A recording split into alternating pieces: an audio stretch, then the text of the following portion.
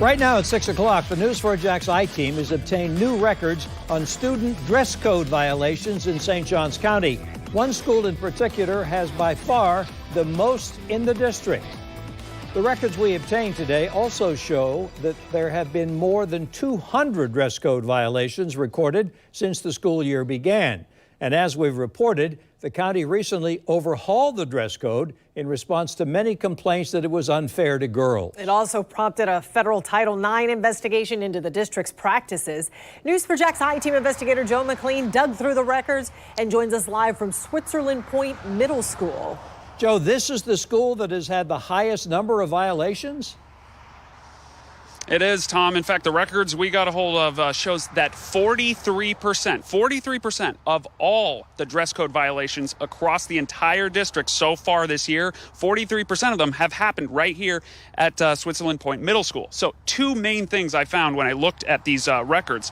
First, that the district's enforcement of the dress code policy is pretty inconsistent from school to school. And I also found that the vast majority of violations are still going to female students. So far this school year, the St. Johns County School District recorded 245 dress code violations. When you compare that to the last few years, you can see we've already nearly doubled the year-long totals in 2019 and 2020, and we're on track to surpass even last year's giant increase. But the issues appeared to be isolated. About 96% of all the district's dress code violations so far this year have happened at just 4 schools. Bartram Trail High with 25, Creekside High with 51, Nice High with 54, and by far the most violations at Switzerland Point Middle School with 105 violations.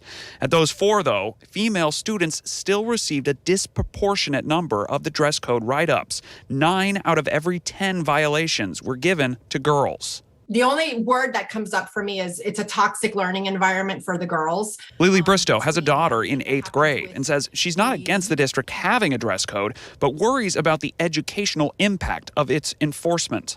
When you have this constant, fear that I'm going to be dress coded, that, somebody's going to say something, that my friend is being dress coded, all it does is trigger the part of the brain that is not set up for learning. It's set up for fear, for flight. Last year, St. Johns County was thrust into the national conversation when a yearbook from Bartram Trail High School was initially released with dozens of female student photos digitally edited for modesty. The St. Johns County School Board voted last year to strike the male-female specific language from the district's student dress code policy. It also relaxed some requirements on shorts and instructed staff to soften enforcement procedures. Still, though, some families in the district say they're still seeing violations disproportionately impact female students. It's almost this toxic purity thing that, you don't necessarily see in other places. There's stress already in middle school and high school. Why add this to it's just such an unnecessary conversation, in my opinion. Notably, all of the violations but 5 were first-timers, meaning they walked away with just a warning. Still, state statute requires that those be recorded and, of course, for parents to be notified. And, of course, the other big factor here is the ongoing federal Title IX investigation into the St. Johns County School District and how it wrote and enforced its dress code policy. That was launched last year after a series of reports about how some female students were getting unfairly scrutinized. The Department of Education's Office for Civil Rights is looking into whether or not, through its policy or through its enforcement, that the district, whether or not it discriminated against female students. This investigation could take months to complete, and just because there's an investigation doesn't necessarily mean the district did anything wrong. Reporting live, I'm Joe McLean, Channel 4, the local station.